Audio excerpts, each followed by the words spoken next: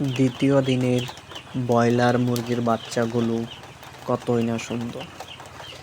ছোট ছোট বাচ্চাগুলো সারাদিন ছুটে বেড়ায়, তাদের কিচিরমিচিরে খামারটা প্রাণবন্ত হয়ে ওঠে। যত্ন আর ভালো খাবারেই এরা দ্রুত বড় হবে। প্রতিটি বাচ্চার সুস্থতা আমাদের জন্য আনন্দের।